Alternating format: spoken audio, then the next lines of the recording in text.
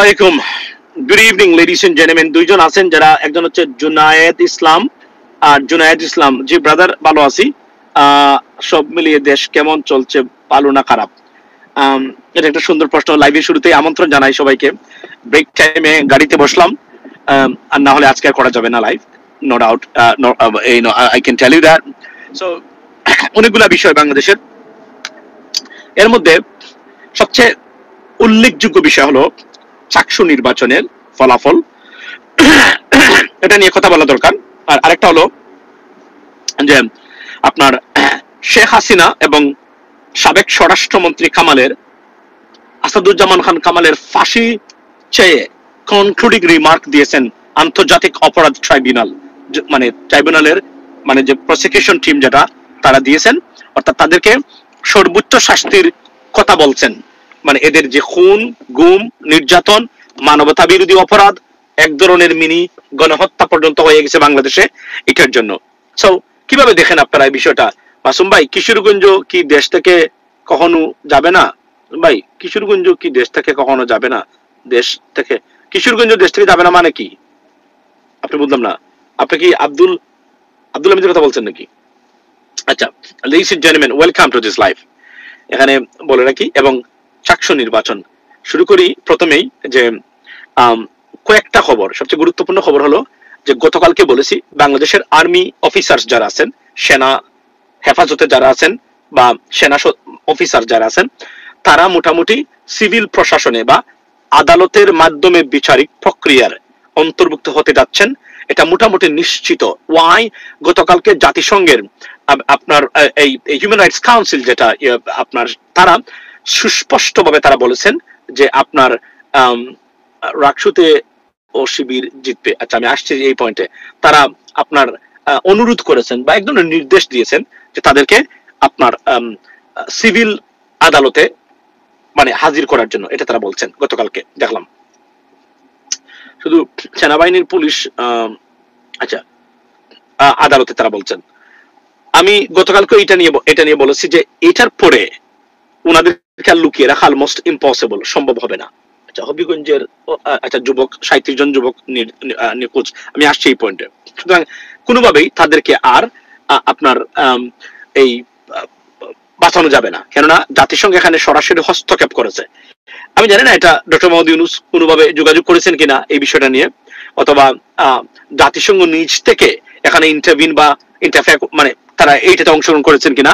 তবে যেভাবেই হোক না কেন ঘটনা, এটা দ্বারা প্রমাণ হলো বা এটা দ্বারা আমরা we can be confirmed that এটা মোটামুটি নিশ্চিত আর্মি পার্সোনাল যারা আছেন, they will be brought to justice before a civil court undoubtedly. So এটা একটা গ্রেট নিউজ। সেকেন্ড থিং হলো যে চাকসু নির্বাচন। আজকে দেখেন চাকসু নির্বাচনে আপনার যে শিবির কতটা, 25টার ভিতরে 24টাতেই জয়ী সম্মত শিবির, if I am not wrong. তো এখানে একটা সিগন্যাল দিচ্ছে, সেটা হলো যে গতানুগতিক ছাত্র রাজনীতির সম্ভবত মৃত্যু ঘটতে যাচ্ছে যদি ছাত্রছাত্রীদের ভোট দেওয়ার ক্ষমতাটা অক্ষুণ্ণ থাকে। এটা মোটামুটি নিশ্চিত। অর্থাৎ কোনোভাবেই আর গতানুগতিক বা পুরাতন দাচের বা অল ফ্যাশন ছাত্র রাজনীতি যেটা চলছে এতদিন ধরে, তা মোটামুটি বিলুপ্ত হতে চলেছে। এবং ছাত্র দলের মতো বিস্তৃত মারাত্মক শেকড়যুক্ত একটা সংগঠনও মুখ থুবড়ে পড়েছে, মানে মারাত্মক ভাবে, মানে ইন টার্মস অফ এই যে ছাত্র সংসদের নির্বাচনের কথা বলছি আমি। এটার উত্তরণের পথ একটাই, সেটা হচ্ছে যে কি করলে নতুন প্রজন্ম আপনাকে মানে ভোট দিবে। দেখুন, ছাত্র দলকে এখন ছাত্রলীগের মতোই মানে মনে করতেছে ছাত্র সমাজ এখন, বা জেনজি যারা আছেন তারা। এটা হবে, এটা আমরা জানতাম, এটা মোটামুটি ঘটবে, আমরা আগেই বলেছিলাম, এবং this is what exactly happening right now. So এখান থেকে উত্তরণের পথ একটাই, ছাত্র দলের রিফর্মস করা, গতানুগতিক ধারার রাজনীতি থেকে বেরিয়ে আসা। আপনি রাজাকার, যুদ্ধাপরাধী, এই সেই এগুলা বলে আওয়ামী লীগের ন্যারেটিভ এবং স্লোগান প্রচার করে আর জিততে পারবেন না কোনো নির্বাচনে। এটার থেকে বেরিয়ে আসতে হবে, শুধু ভোট চাইতে হবে, যে পরিবর্তন আপনি আনবেন। ভোট চাওয়ার সিস্টেমটাই রং ছিল টোটালি, এবং যে কার্যক্রম করা হয়েছে টোটাল কার্যক্রমটাই মানে আমি মনে করেছি ভ্রান্ত ধারণার উপর করা হয়েছে।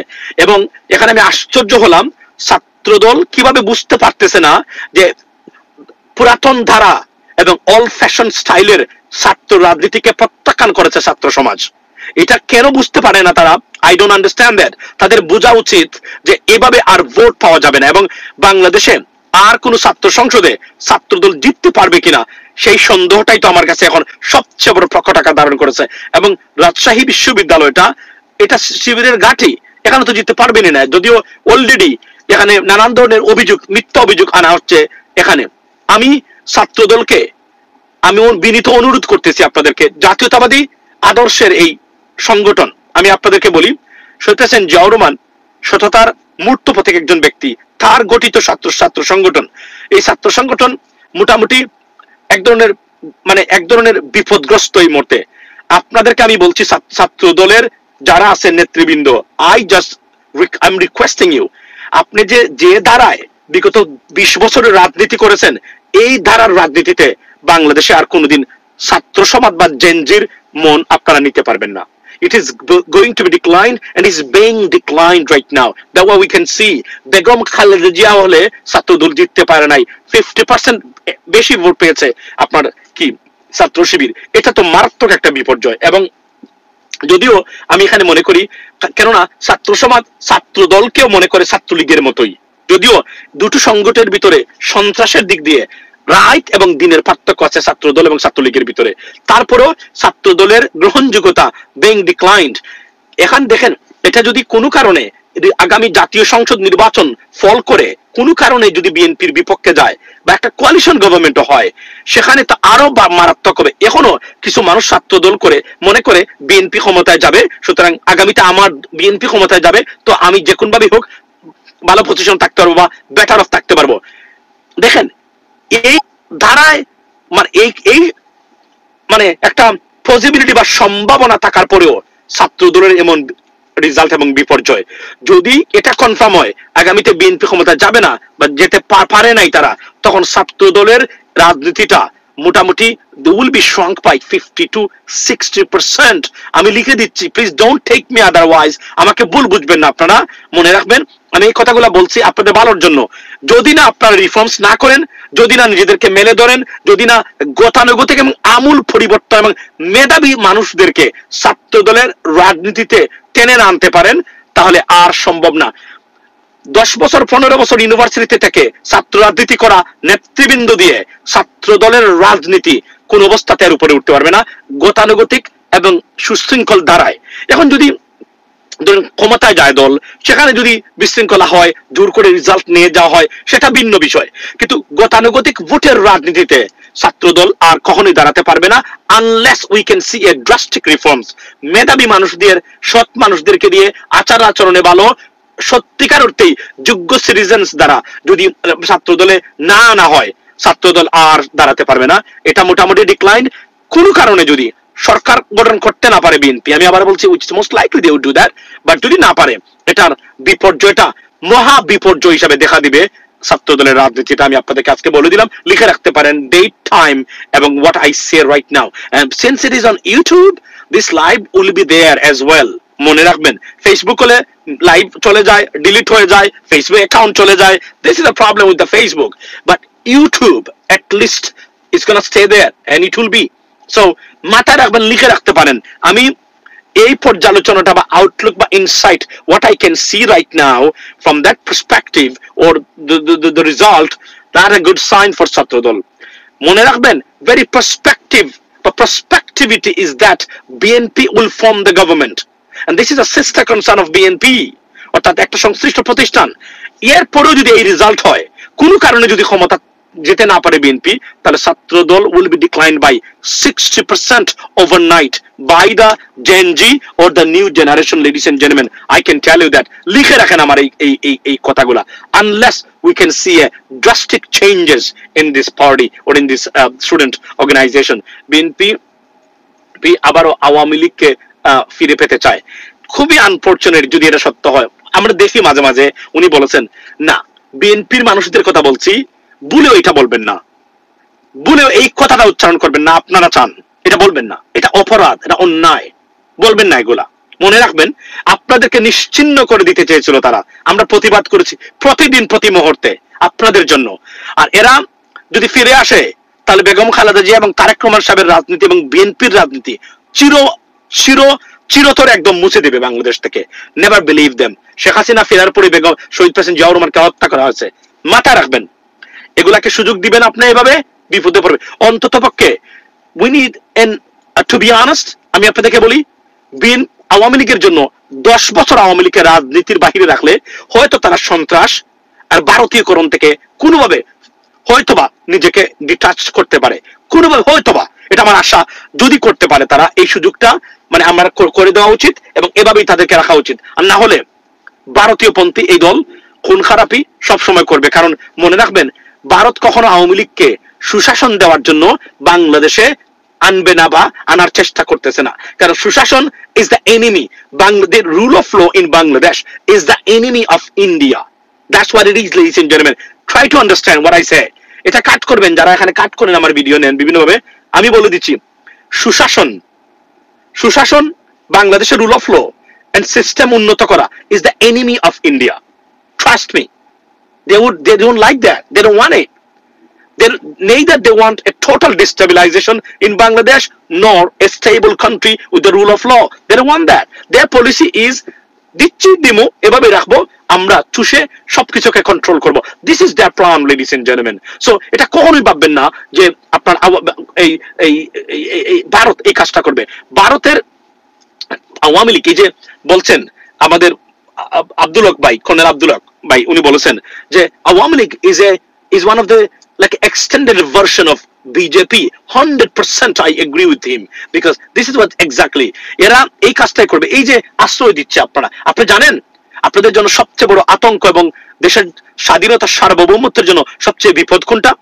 সবচেয়ে বিপদ হলো আবার আওয়ামী লীগ মানে তাড়াতাড়ি কোনোভাবে যদি ক্ষমতা আসতে পারে। কেননা ভারতকে আওয়ামী লীগকে মানে খাওয়াইয়া পুষে বড় করতেছে বা রাখতেছে এখানে।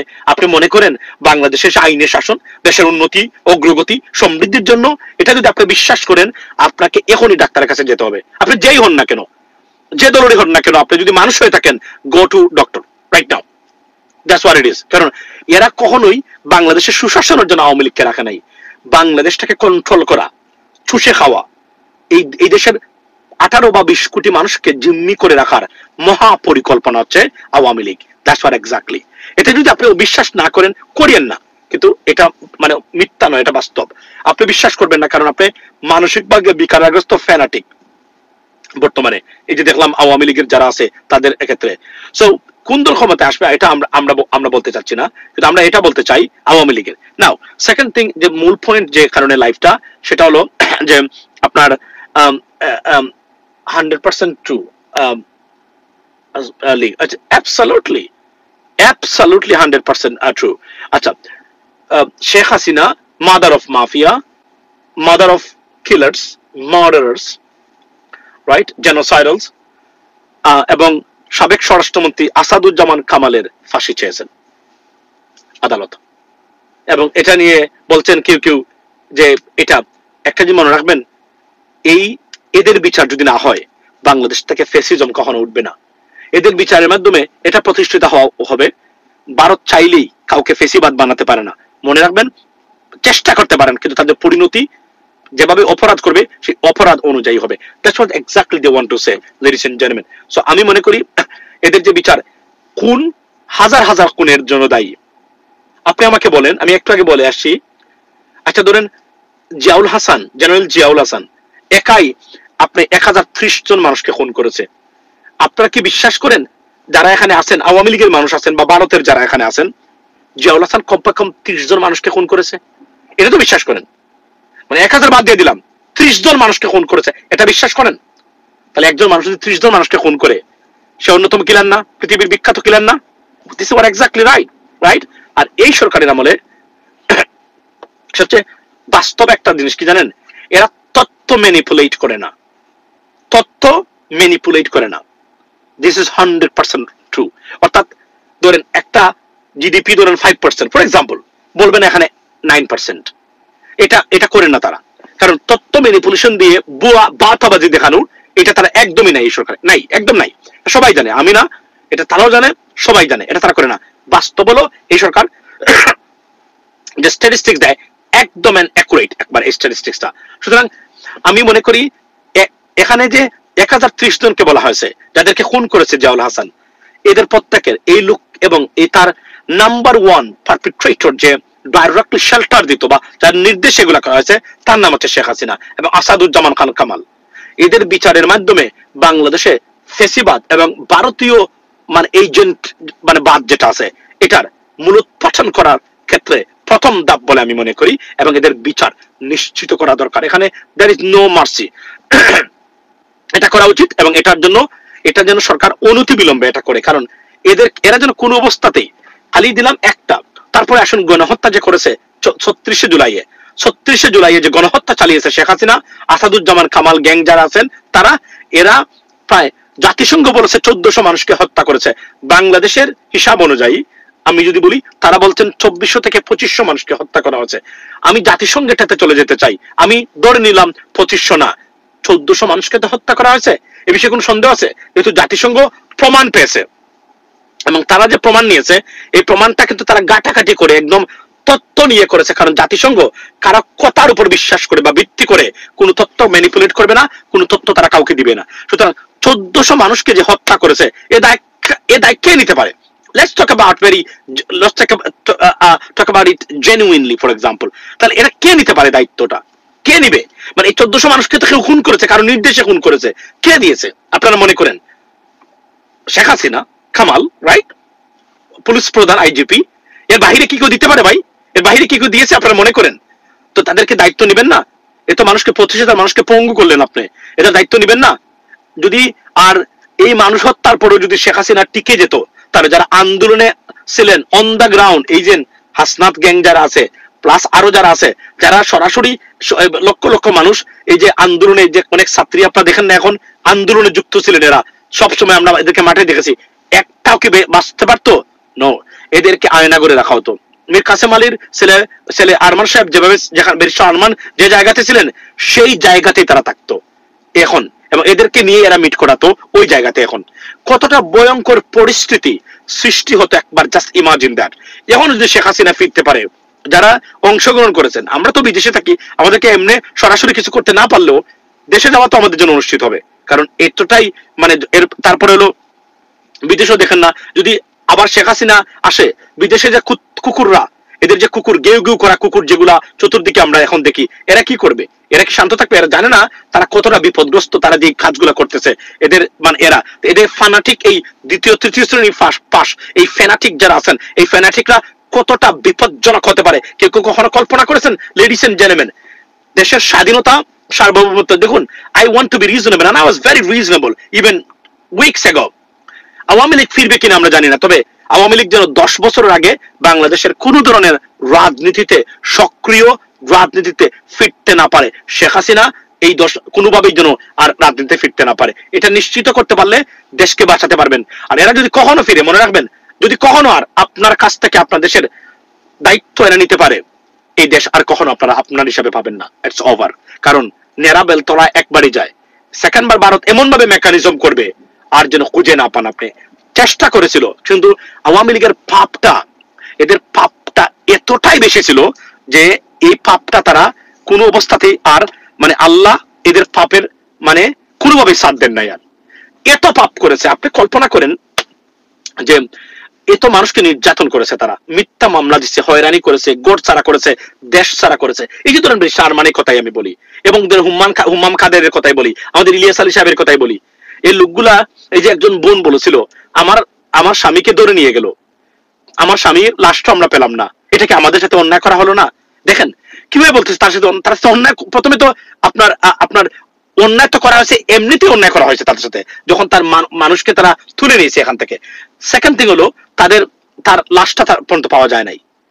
এগুলাকে সমর্থন যারা করে বাংলাদেশে, বিশ্বাস করেন আমি মনে করি একটা গণ আদালত, একটা গণ কারাগার তৈরি করা দরকার, যে কারাগারে এদেরকে বেছে বেছে এখানে নেওয়া হবে মানুষ হওয়ার জন্য।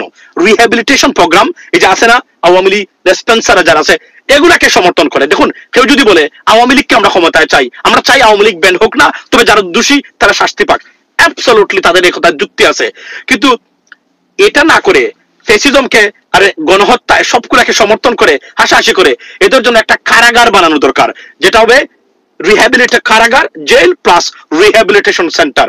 মানসিকভাবে এই ফ্যানাটিকদেরকে, যেহেতু এরা আমাদেরই বাংলাদেশের নাগরিক, এদেরকে রেডি করে একটা জায়গাতে এদেরকে ইসলামিক জ্ঞান, ধর্মীয় জ্ঞান, সামাজিক জ্ঞান, ভৌগোলিক জ্ঞান, ঐতিহাসিক জ্ঞান, তারপরে সিভিক্স বা পৌরনীতি বলেন, পলিটিক্যাল সায়েন্স বলেন, এদেরকে এবং হিউম্যান রাইটস, এদেরকে এখানে পড়ানো হবে। এই ফ্যানাটিক এবং এই কুকুরদেরকে, এর বাইরে তো আমি কোনো ব্যবস্থা দেখি না।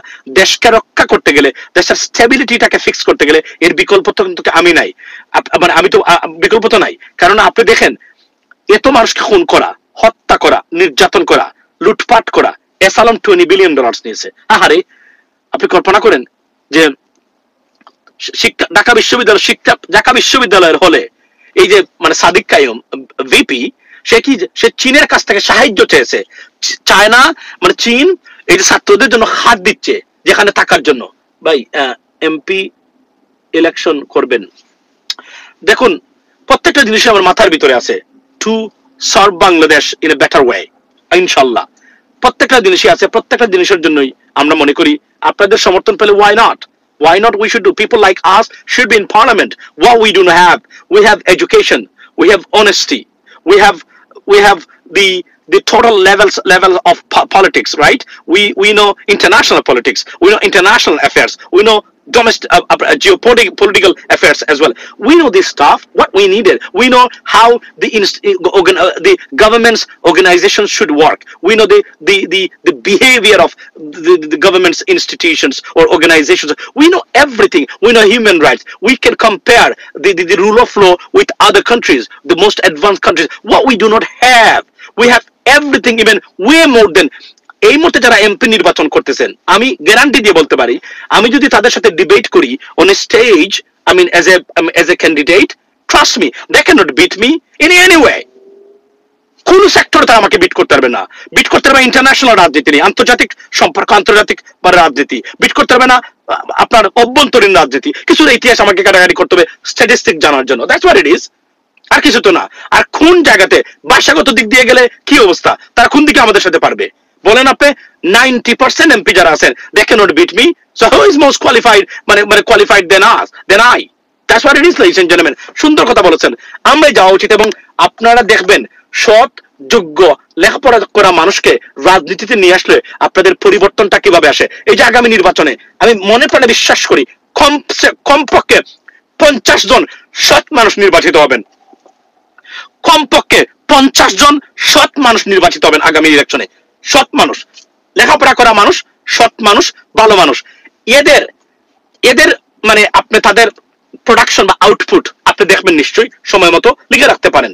আরো একটা জিনিস বলি আপনাদেরকে, ধরেন এই যে মানুষগুলো আসবে, এই মানুষগুলা প্রমাণ করবে সৎ মানুষ। এবং আপনার থানাতে এবং আপনার নির্বাচনী এলাকাতে আপনি যদি পুলিশকে সৎ চান, দুর্নীতিমুক্ত পুলিশ চান, দুর্নীতিমুক্ত এসএলএন চান, দুর্নীতিমুক্ত ইউএনও বা আমরা আগে থানা নির্বাহী অফিসার বলতাম আগে চান, ওসি চান, নির্ভর করে আপনার এমপি কিভাবে হবে। আপনার এমপি যদি দুর্নীতি সহ্য না করে, I can give you guarantee আপনার থানাতে আপনার পুলিশ এখানে দুর্নীতিগ্রস্ত হতেই পারবে না। It is impossible.